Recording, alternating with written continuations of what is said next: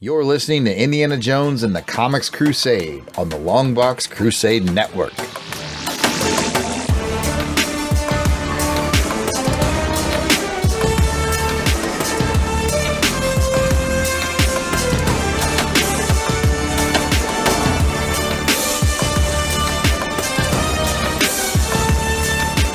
Hello and welcome to Indiana Jones and the Comics Crusade.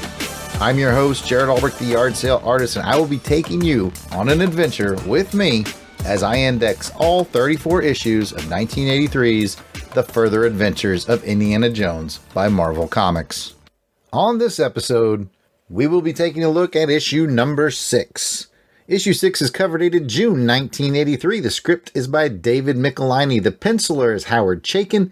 The inks are Terry Austin. The letterer is Joe Rosen. The colorist, Bob Sharon, and editor is Louise Jones. Let's get into the cover description. This cover is drawn by Howard Chaykin and inked by Terry Austin. The Marvel Comics Group banner is black with white letters, and Indiana Jones stands pistol ready in his pale blue corner box. The title logo is white with orange highlights, and the main action depicts Indiana Jones diving from one speedboat to another, grabbing the hand of a pistol-firing masked villain. And now for your quick story synopsis. Marion Ravenwood is all set to open her fashionable New York nightclub, the Raven's Nest. The mob has been strong-arming her, trying to get a piece of the action, but she's been standing strong in the face of their tactics. In the plus column, she's got her silent partner, Indiana Jones, and a fantastic decorator, Jamal, to give the place some archaeological charm. After too many accidents keep happening, Marion and Indy sneak into the mob boss Marco's home looking for evidence. But when they come up with no evidence, and are almost killed again in a high-speed boat chase, that's when they realize they may have been barking up the wrong tree the entire time.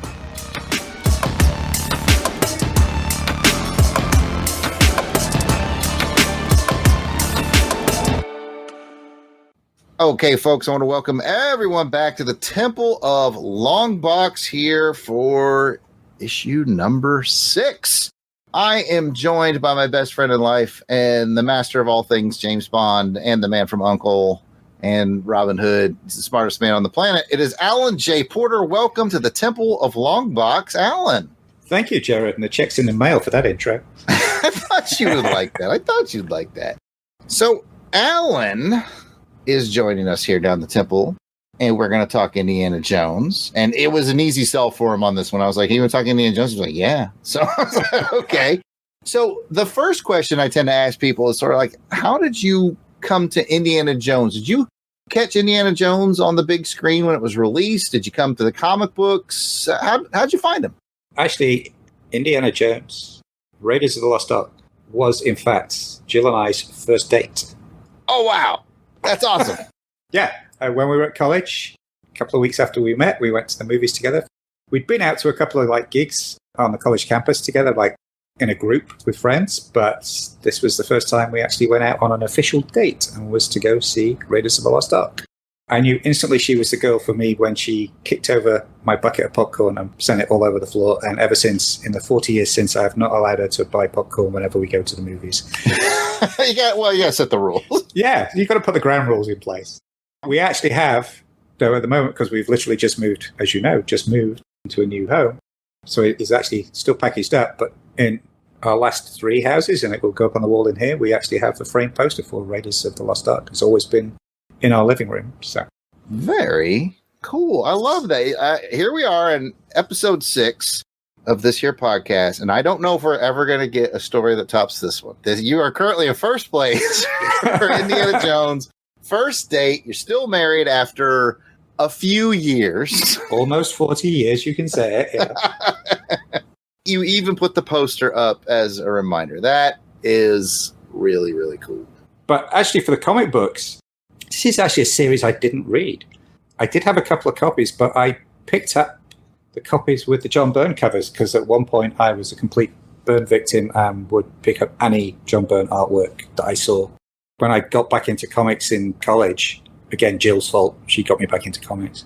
I was completely enamored by John Byrne's artwork and I would pick up anything that I saw with what I recognized. He was the first real artist whose work I was like, I could spot instantly. So I think it was probably issue 2. Was a John Byrne cover, if memory serves. Correct. I know I had that one, but I never really got into reading the series for some reason. I don't know why, because I love the character. But never really got into reading the comic book series. So issue 6 was the first read for me. Oh, very cool. Okay. Yeah, I kind of have a similar background with that. Although my brother was quite taken with Indiana Jones, I always had sort of this, I mean, at the time I was 5 or 6 years old or something like that, or 7. I always had this as like child grumpy bias against movie and TV properties, because I was like, I don't need this comic. The movie or the TV show exists. Why do I need a comic book? I think in my head they were all adaptations of the movie or whatever. So I actually came to this later, although some of them were laying around when I was a kid because Jason had them, and I would dabble in them. But yeah, John Byrne does the interior art for issues 1 and 2, by the way. I think he wrote the story too. But yeah, you're right. I think as far as this show goes, I don't know if he ever comes back to do another cover, but because we're just on episode 6. Up to now, I think it's just been issue 2. Yeah. I may have gone back and picked up issue 1 at some point. I definitely remember picking up issue 2. Indeed, it's got a really cool cover too. Yeah.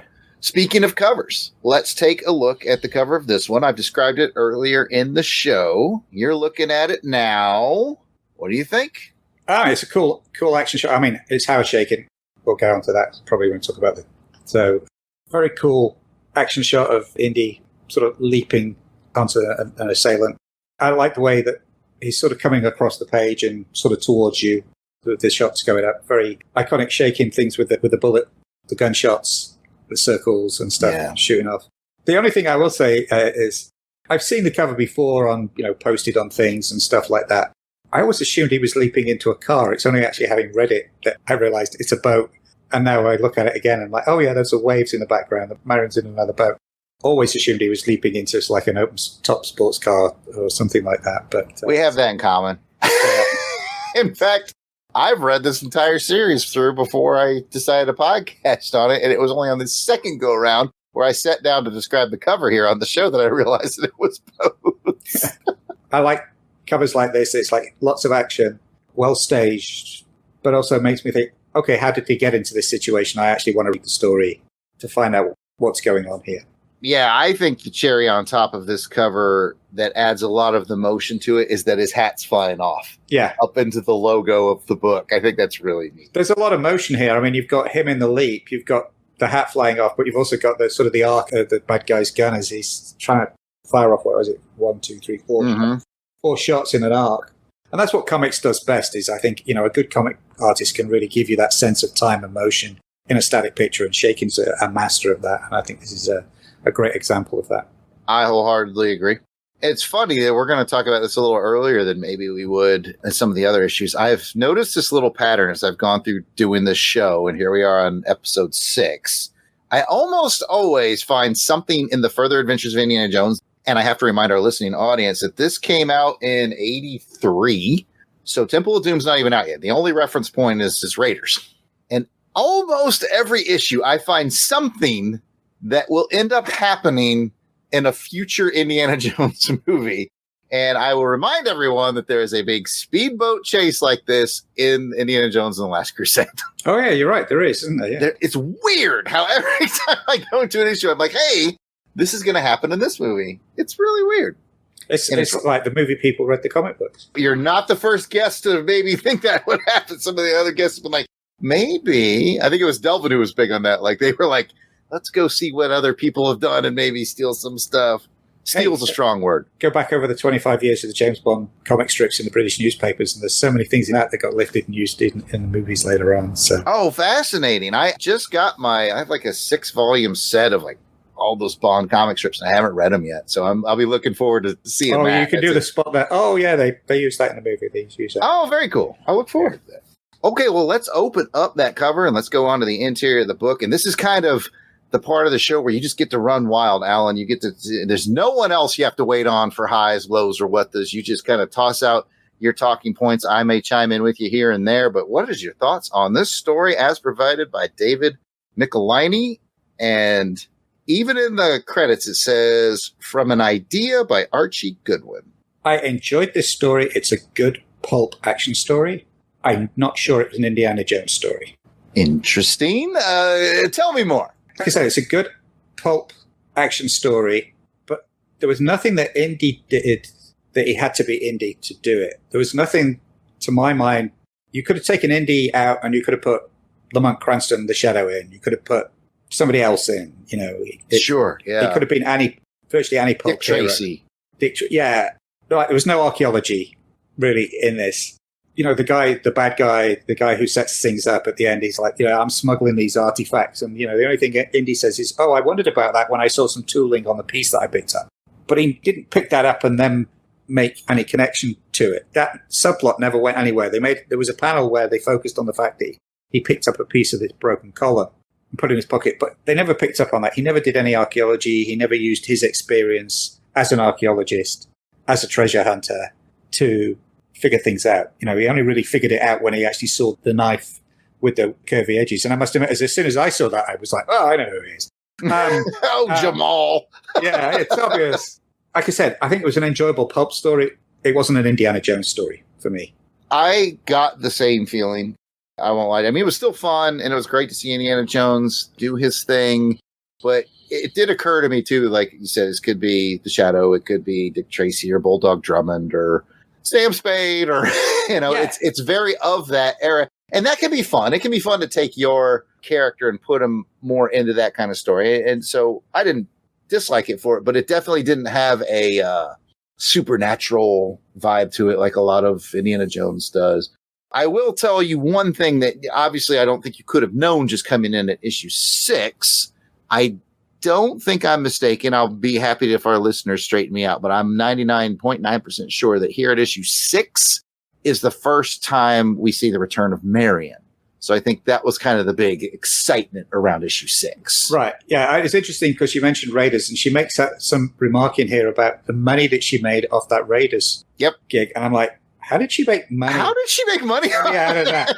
There's no point in that movie where there's anything that she could leverage to make money out of. I like to think, Alan, that how that at the end they open the Ark and the Ark kills all the Nazis. Like she just looted all their wallets. Like she's going through I don't know. all the pants pockets. Yeah. It's like, how did she make money out of that Raiders affair or whatever she's like, I can't believe combined these guys had 400,000 German marks on them. Yeah. Going back to talking about the cover and the artwork. Great artwork by Howard Chaykin. I mean, he is great at these period stuff. Yes. I think the fact that it was also Terry Austin gave it a Byrne-like feel. Absolutely. Yes. As the inker.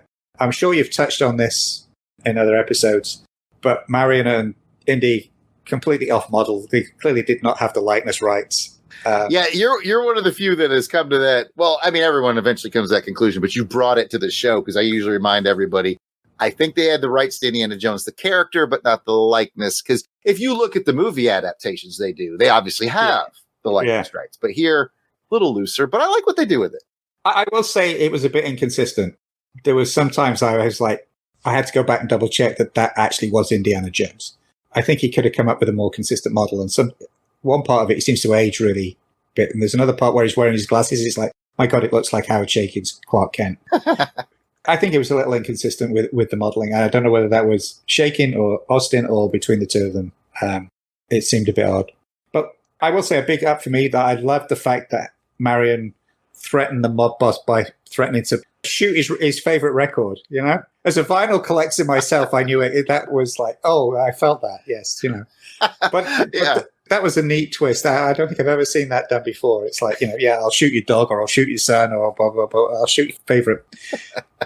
I also loved the bit at the beginning where she was clearly about to introduce Frank Sinatra, young Frank Sinatra at the club. Yes. But they never actually said it was Frank Sinatra. I thought that was quite good. Yeah. Definitely something that, I may have read this issue in my youth. I wouldn't have gotten it. This time I was like, it's a Frank Sinatra bit. Yes. Yeah. Like I said, overall, really enjoyed it as a pulp story. Great action, great pacing. A little thrown off by is that Indy or isn't it? Stuff with a slightly one-off model and too inconsistent look of him. And the fact, like I said, it really wasn't an Indiana Jones story. But it was a good pulp, fun adventure. And you can't really go wrong with Howard Chaykin, particularly when inked by Terry Austin, who's one of my favorite all-time inkers as well. I think he does a great job. So. Oh, definitely. And I will remind our listening audience that Terry Austin got the honor of doing the cover of issue number 1. That's all Terry on issue 1. Yeah. Okay, of Indiana Jones, Further Adventures of Indiana Jones. I have to agree with you. I really got a comedic kick out of the guy, really sort of very much bragging on this very rare LP that he's got, this vinyl, that she uses it as a hostage. But it's kind of funny the way Chaykin draws it, because if she does shoot it, she's going to shoot herself right through the arm. Really? I'm going to go back and look at that panel. Look at that panel. She's holding it up like she's got if she squeezed that trigger. Oh, yeah, it's going to go right through her elbow, isn't it? Right through her elbow. Didn't occur to that guy, though. He was very worried about it.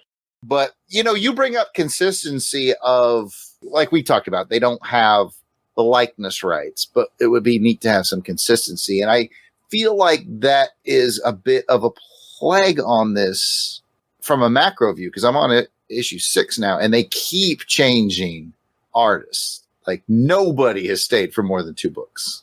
And so I think getting the consistency is going to be a bit of a challenge. I honestly don't remember if that levels out. I think it does. I think they get a guy, I don't want to misspeak about who it is, but I have an idea in my mind who it is, that ends up doing several issues in a row. And I think a certain amount of consistency does show up. But I could see where it would be tough for a guy like Howard Chaykin to come in and do 1 book and just kind of have to do his best, best to get through it. Thank goodness for the fedora, because that, it was like, okay, that's... Yeah, as long as you get the fedora, maybe the jacket, you're doing good. Yeah. I do also marvel at his ability to draw a Marion Ravenwood that is very cute, and much like in the movie, very cute and a very attractive woman, but not, super curvaceous, overly sexualized type of deal, like just a very pretty lady. Yeah. I thought he did good on that. Yes. And I think he's actually also trying to sort of keep her in the John Byrne mold as well. I think facial expressions have and again, that might be down to Terry Austin. Yeah, I'm wondering the same thing. Was Terry tweaking the facials or not? Who knows? Yeah. But a very cool. I do also like the way they tend to capture the feeling of New York. It shows up in the background of a few. Yeah. I actually want to give a shout out to the colorist. Was it Bob Sharon? Yes. Great job with the colors, particularly sort of the nighttime scenes with the blues and the grays and the blacks, and the boat chase too.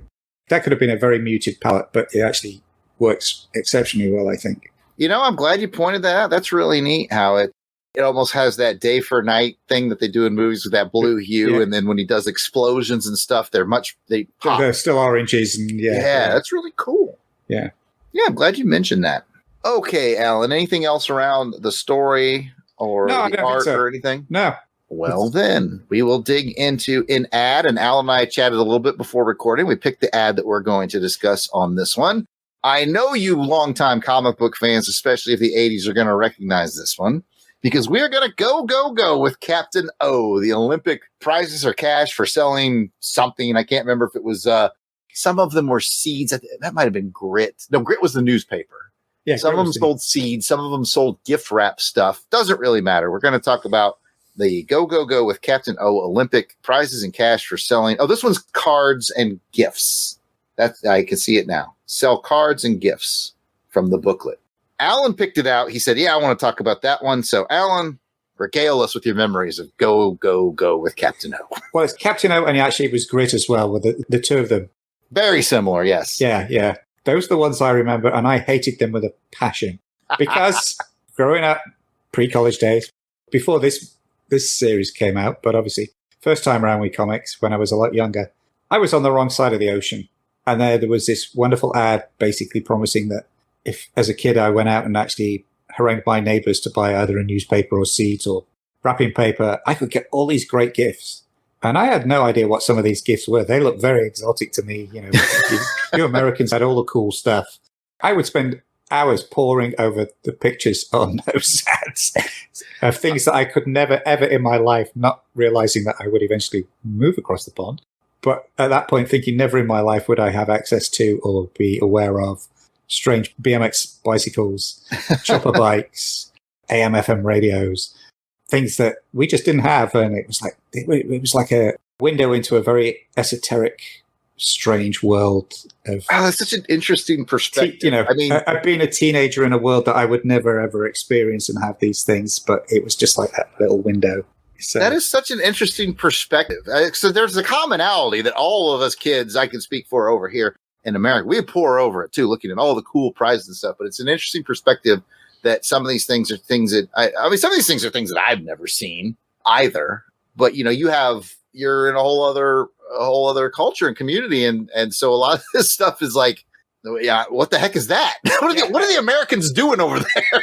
it might as well have been that cardboard Polaris submarine, or oh spaceship. Man, I still want that thing. Or sea monkeys. You guys had this coolest in your cup, So, well, you guys still have James Bond and all sorts, and those are two things I love. Yeah, that's true. That's true. I am really glad we picked that ad because it's such an interesting perspective for a young man growing up in the UK. I like the fact that there's commonality. How no matter where you're from, you were really looking at each one of these things. Oh, I'd like this. What would I do with that? Yeah, but it's an interesting, fascinating twist that you're like, what the heck even is that? That's very cool. Okay, well, that kind of wraps us up here for issue number 6 of the Further Adventures of Indiana Jones. I want to thank Alan J. Porter for being here. Now, Alan can be found at lots of different places out there on those internets. Alan, would you care to tell the folks where they can find you? The easiest way to find it is to actually go to my website, alanjporter.com, and the links page has links to all the places that you can find me on the interwebs. Or if you just want to keep up with what I'm doing in terms of writing, pop culture, podcast, etc., you can sign up for my free weekly newsletter at alanjporter.substack.com, and it will appear in your email inbox every Friday. Very cool. Thank you again for joining me down here in the Temple of Longbox. And on the way out, grab yourself a skull and feel free to drink the contents found therein. Thank you. I'm not sure. Was that... Never mind. I was going to say something and it's gone, so forget it. That's what happens when you drink the contents of the skull. Apparently. You can find me at Yard Sale Artist on X, Facebook, and Instagram. It's all at Yard Sale Artist. You can check out my artwares at www.theyardsaleartist.com. And of course, we'd love for you to check out the Longbox Crusade in all its locations. We are at Longbox Crusade on X, Facebook, Instagram, YouTube. You name it, you can probably find us out there at Longbox Crusade. Of course, you can call and leave a voicemail, 707-532-5269, 707-532-LBOX. We'd love to hear from you. And this is one of our shorter shows, so I will just say thank you to all the Patreon members out there. Our Crusaders Club members are the best, and they keep this stuff going. Thank you so much. I look forward to reading your names on a longer episode in the near future. With that, thanks for joining us again down here in the Temple of Longbox, and we will see you soon. We named the dog Indiana. The dog? You are named after the dog? Got a lot of fond memories of that dog.